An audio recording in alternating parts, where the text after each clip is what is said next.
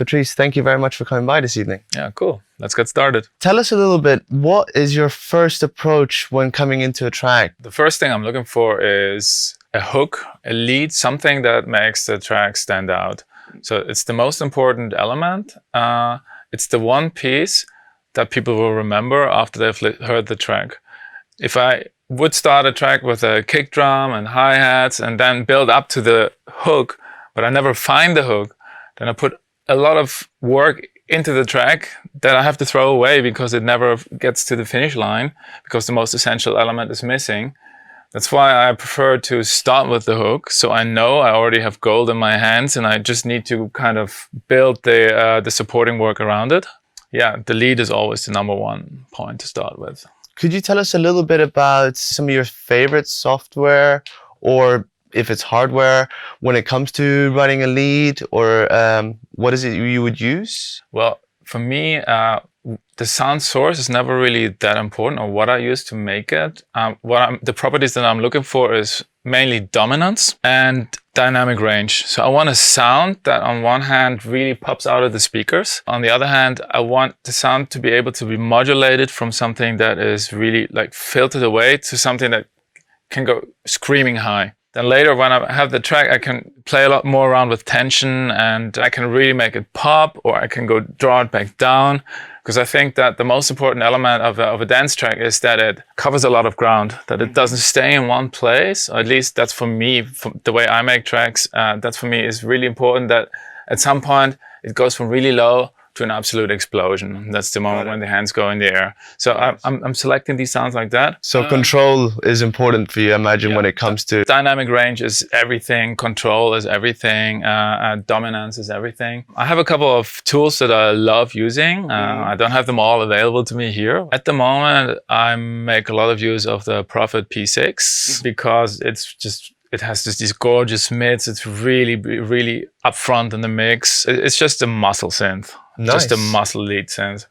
And software, do you have any preference? I like to sample. I'm not ashamed to even just use sample banks, just prefab sounds, or I also like to steal sounds. I just I sample a lot. Sometimes I sample straight from Netflix, or I just stream iTunes or any of those streaming programs, and I just record it straight into Ableton.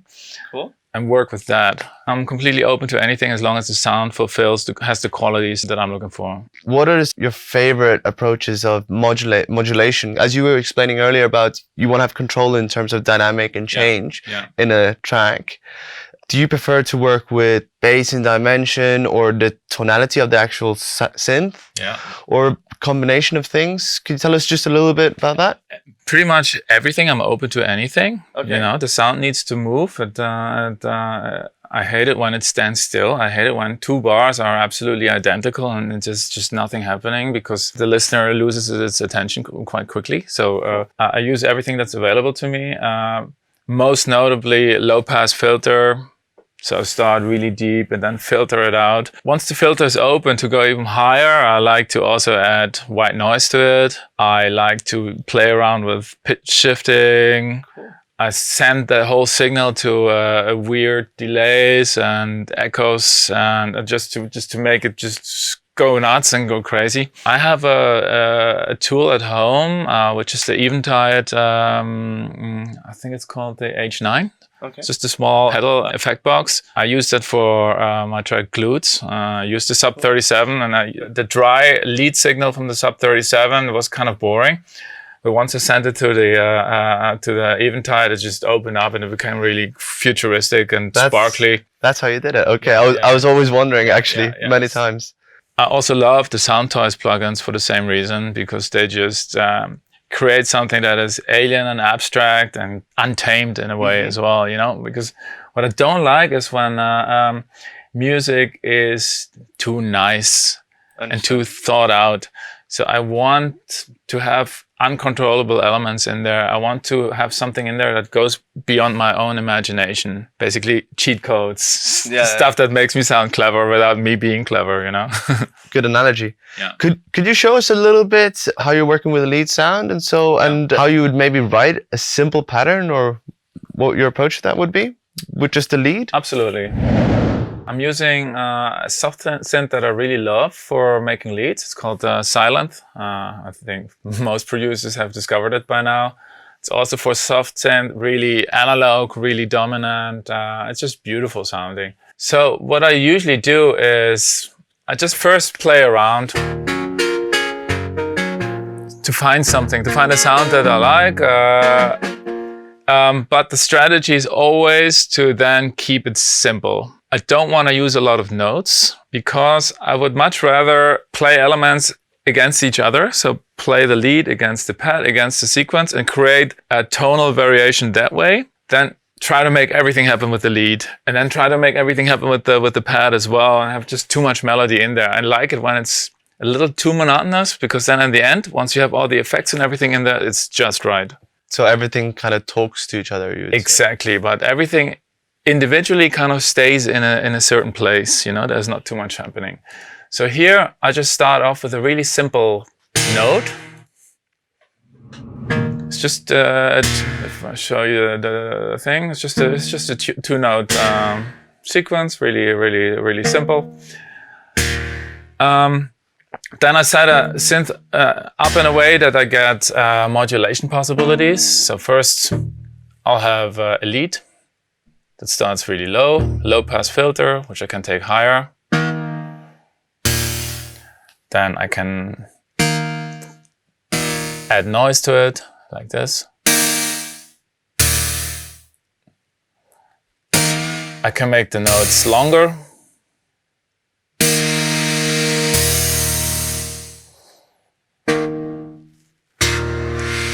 And that already gives me a lot to play with. That is step one. Step two is I would give myself options for external effects, or for internal effects, just extra effects to kind of fuck up the sound a little bit more. Nice. One of my favorite plugins for that is called Effectrix. Let me show this quickly here. And it's kind of like an effect step sequencer. So what it does, you can create some reverbs here and there, you can do some bit crushing here and there. Cool. So obviously with using that reverb, suddenly that's part of the sequence has more depth. Yeah, exactly. At some points, all of a sudden that dry sequence starts opening up, or it has a little stutter effect in there. So it's just more stuff happening. Mm-hmm. I can send the signal also to my send effects. I always have a reverb for that. The simple reverb just to create space. I love using ping pong delays.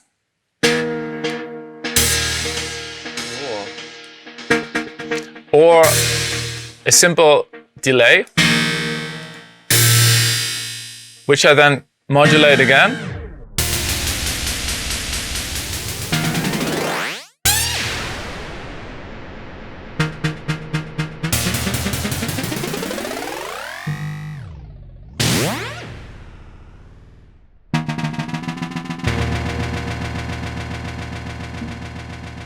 So that's basically, it gives me a whole range of possibilities to play with the sound and to take something simple and make it more complicated. On the notes itself, I will often give myself an option where I can turn a simple sequence into a slightly more complex sequence. Mm-hmm. So as the track progresses and I'm reaching that stage of, let's say, peak time, mm-hmm. and you want to take the lead to the next level, you just add a little bit extra. An extra note here, an extra note there. So a simple sequence like this one changes to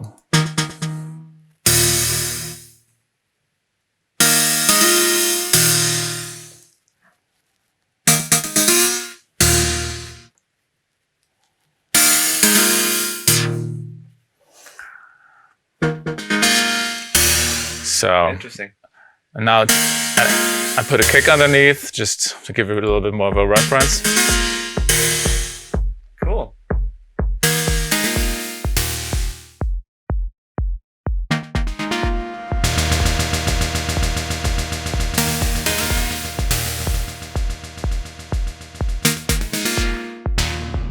I jam, get familiarized with my options. And what I do then, I would record all of that to a single audio track, and in my mind already build the entire script of the track. So I would start really deep for 2 minutes, slowly build it up, build it higher, get to a little climax, go down, go deep again, then build up to a huge climax, have that running high a little bit, then finish. Simply by recording that modulation of the main theme, I know exactly where everything needs to come later on. Basically, the script of the track is at that moment is already recorded and done. And then each element that I add, I simply just put it in the places where it needs to be. So that gets me out of that first loop stage really quickly. And I'm making a track from the beginning. One of the main things I've always been like really interested to hearing in your tracks is your arpeggio sequence. Very outstanding and very you, I would say. Yeah, There's just, it's like you have your trademark on it, always set. Yeah. What do you do with your arpeggio sequence? Do you play in notes, or are you using a sequencer? What's your approach to it? I have different weapons. It can go from something as simple as just playing an arpeggiator on the hardware synth. The Prophet 6, for instance, is an arpeggiator machine, has a built-in arpeggiator. You just put your fingers on a couple of notes, press the hold button. It will play the arpeggiator into infinity all by itself, and all you have to do is modulate the effects a little bit. That's one way of doing it. Another way that I love to use is a signal of the track. That could be a bit from the lead, or if I have a remix and there's already a vocal, I send a little bit of the vocal to a ping pong delay, and then I freeze the ping pong delay, record that back to audio. That way I have a loop that is a sequence, but it's a recorded sequence. It's not something that I've played, but it comes from a sample and it becomes a new sample. So basically, let's just show that with the lead. So I'll turn the lead back on again. So here I have the lead, and I'm gonna send that to my ping pong delay.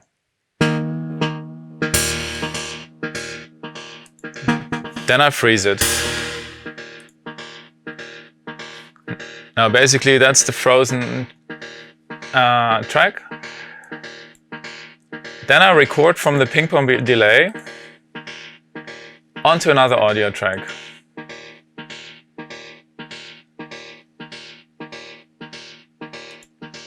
So that's done. I can turn this off. Now it's a fresh clip on a separate audio track. So here it is. I can boost it a little bit. And then I'm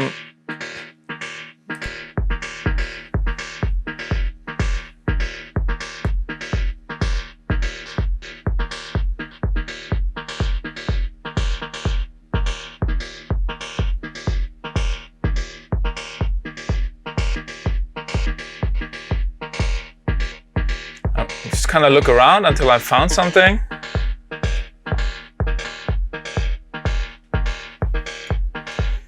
Okay, this is good. I take that in the background. I'll add my lead back in.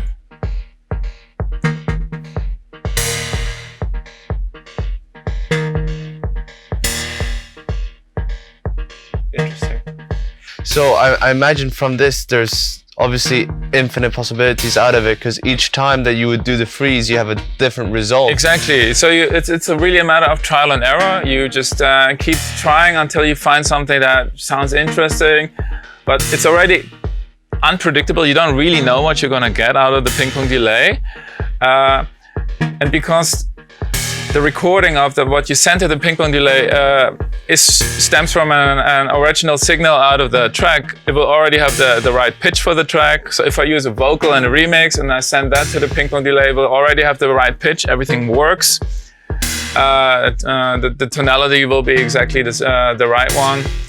And yeah, surprising results.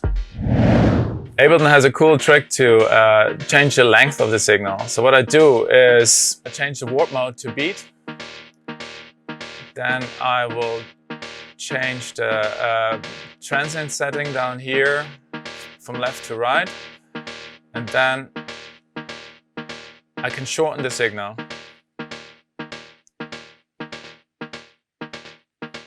And all of a sudden the signal takes in less space than it did before, which makes it more economical. And I could send that out back to the ping pong delay if I wanted to, and let me just quickly reactivate it. So turn it on.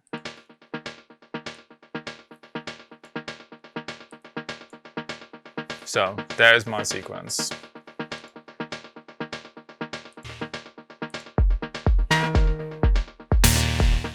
Thanks. That's really cool. And once again, you have all the possibilities to change it, send it to the effects.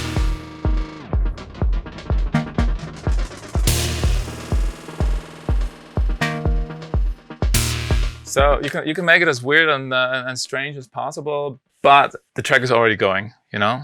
So I don't need to waste a lot of time with finding something unique. By having a process that is pretty unique, I already get unique results most of the time. Of course, and unexpected results. Unexpected results, that's the most important thing. That's what I'm looking for. And the trick of finding unexpected results is to always try something that goes beyond your own imagination, that kind of relies on the craziness of the machines. What's your take on pads? How do you like to use them in the track? For me, the pad is like a little extra emotional element that I bring in during the peak of a track when it really unfolds. I try to use it sparingly because a pad occupies a lot of space in the sonic spectrum. It's a note that is always on, so it eats away a lot of your dynamic range. You have to be careful with it, or at least I have to be. Typically, in the beginning of a track, I will leave the track as empty as I can and save myself a lot of elements, keep them in my back pocket until I really need them. And then once I reach the climax, I just throw it all out there and just have that explosion, have that also that emotional discharge happening. And the pad is basically that bit that creates the extra emotion that basically pushes the people over the edge from a feeling level. My strategy with using pads is I try to keep the melodies as simple as possible. So often I would just use a chord, just stay with that one chord and do the rest with filter and modulation to create a variety with that, but not create a tonal modulation in any way. I think the best way would be if I just show you. So this pad, I'm also using the Silent for that, which is also a great pad synth. A lot of plugins are not good at pads, but the Silent is one of the few. Omnisphere would be another tool that I love using for pads. So here I have this pad. Just like with the lead, I like to have a lot of modulation possibilities for it. So I have a low pass filter on it, like this, which I then can open up.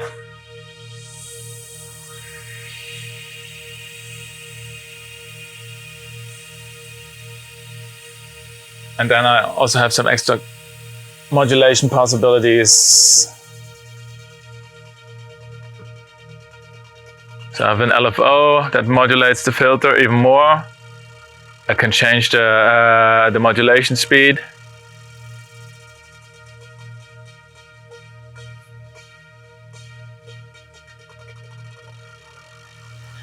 And that way I play with tension and release, which is one of the most important elements in my tracks as well. So you create a suspense, and then I open it up, and it just adds to the overall just climax. Cool. Mm-hmm. I've heard in some of the tracks, do you work as well with bending pitch bending on the pads at any points? I'll do that often in very subtle ways. Mm-hmm. Just a little bit. Let me just hook this up. It also gives it a bit more of an analog feel, but I don't do it too much. If you do it too much, I don't know. It starts like it becomes like playing notes. So I try to keep it really as simple as possible, and just color it off the other elements. Like I said earlier on, I want each element individually do as little work as possible, and have all the actual interest appear in between the interplay of the elements. The sequence, the lead, and the pad. So just to show you, If I add the other elements back into the mix,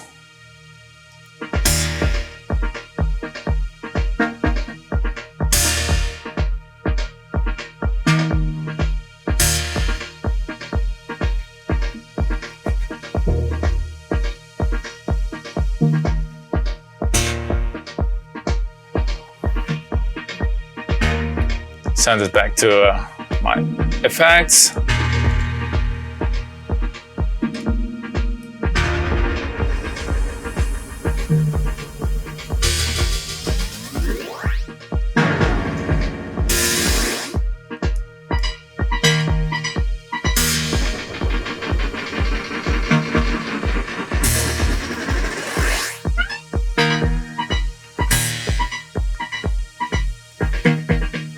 After I've done that, it gives me just a lot of ways to go. So each element has possibilities to modulate, to increase and decrease tension. And I would typically do that in unison. So if as I increase the tension of the pad, I would also increase the tension or the intensity of the lead and the sequence. So they all work with each other and not against each other. So that way, everything is threefold. It goes together deep, threefold, and it goes sky high together, threefold. If one element stays up the whole time and another one comes up, the effect isn't the same. You have to really create a lot of dynamic range. I keep repeating it, but it's just the most important element of dance music for me, is to have that difference between soft and hard, cold and warm, low and high. And you create that by simple modulations.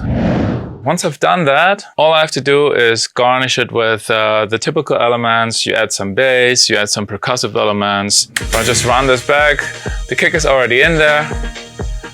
I would just add a little hi-hat. Again,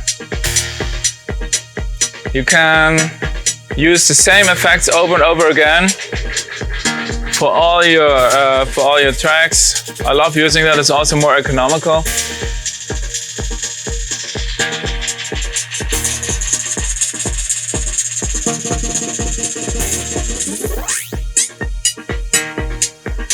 So I love using toms for drums, so I would add a little tom here.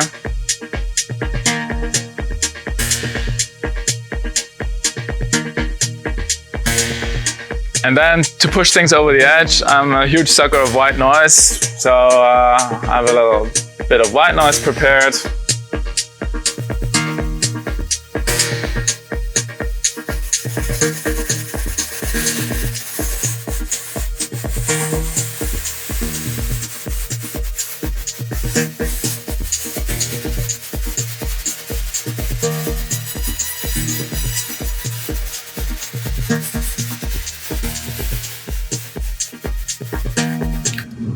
And the rest is just a matter of arranging and just a matter of automation. And you don't need many elements. I typically work with less than 10 different elements and reuse my sound effects a lot. At the core DNA of the track, it is really, really simple and really, really repetitive. And the rest is just playing with dynamics. That's how all my tracks work, and that's why it also doesn't take me very long to finish a track. All the good songs I've made, they're done in a day. Thank you very much, Patrice. I mean, that really sums it up. It's super clear. It's nice to see how you recycle and reuse this similar, I wouldn't say the same form of effects onto different elements. Yeah. And they all definitely work together. So that's a very good lesson learned. Thank you very much for coming by today. I really appreciate that. Lindell, thank you. It was a pleasure. Cheers. Cheers.